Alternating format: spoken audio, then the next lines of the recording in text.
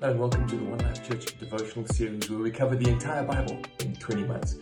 If you're joining us for the very first time today and you hop onto the website below, you can subscribe and you'll receive this video, which means that you too can cover the Bible in 20 months. Well, today's chapters are Numbers 6 and 7. And I'm speaking to you from one of my children's bedrooms. Now, they're fully grown these days and tuck themselves into bed at night. But when they were younger, we had this little family ritual. I would sit on the edge of the bed and we would have a little bit of a chat, and then they would pray and I would pray. And the very last thing we would do before I turned off the light is I would lean in to hug them and they'd grab me around my neck and I would say, "How much do I love you?" And they would say, "This much." I'd say, "How much do I love you?" And they'd squeeze. When they got a bit older, teenagers, I used to have to, warn them not to break my neck. Then I would ask them this question, "But why do I love you?" Now, the wrong answer would be because I was good at school. The wrong answer would be because I've been a good girl. The wrong answer would be because I said my prayers tonight. The answer to the question, the only answer that I'd accept to the question, "Why do I love you?" is because I'm yours. Because I'm yours. You see, I wanted to teach them that love is not something earned. Love is something received. See, we live in a very messed up world that makes us want to earn approval and earn love everywhere. And I wanted to teach my children while they were growing up. Now, I know that I'm not a perfect dad, and I know that many of you have had flawed fathers, which make it difficult to understand God's love. But that doesn't take away from the point that God wants you to understand that He loves you because you belong to Him. When you put your trust in Him, when you've given your life to Him, you are His. And He loves you immeasurably. In Ephesians it says that Paul says, "I pray that the eyes of your heart will be enlightened, that you see the extent of God's love for you because you belong to Him." Now, when you look at the chapters today, Chapter 6 is about a Nazirite vow.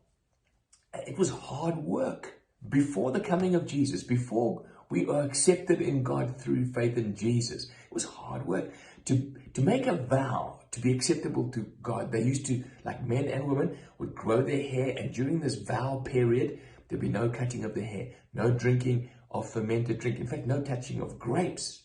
And at the end of your vow, at the end of this period of consecration, you would shave off your head, take your hair, present that as a burnt offering, and present other offerings together with it. Hard work.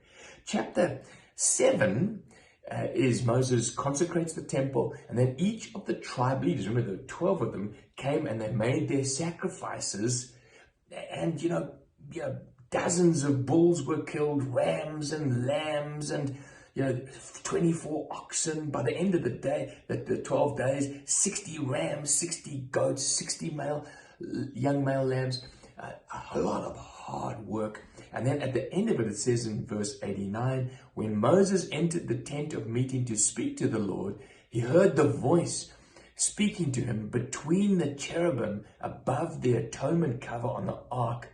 Well, this is the way the Lord spoke to him, which was the point, you see. The point was to hear God. The point was to meet with God, but it was hard work. And this chapter might have been hard reading. The fourth longest chapter in the entire Bible, sacrifice after sacrifice. You see, hard work. But what I would like to do is I would take you back to verse 22 of chapter 6, which gives a glimpse of the nature of God. And if you've been in a traditional church, they would have used this as the benediction very often. The Lord said to Moses, "Tell Aaron and his sons, this is how you to bless the Israelites. Say to them, the Lord bless you and keep you. The Lord make His face to shine upon you and be gracious to you. And the Lord turn His face toward you and give you peace." You see, Moses was told this is how the Israelites need to see God. See His face shining on you. Gracious to you. Gracious means He's treating you like you don't deserve. He's treating you because you're His. The Lord turn his face toward you. He hasn't put his face away from you. He hasn't turn his face toward you and give you peace, rest in your soul, that you can understand that you're his, because you belong to him.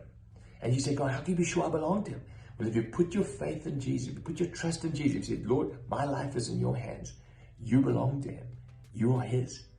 And when you are his face is turned to you, and his love is outstretched to you, and he's gracious to you, and he's kind to you. That's the nature of our God. Aren't you glad that we live under the new covenant with Jesus giving us an acceptability before heaven without having to do all these sacrifices and hard work?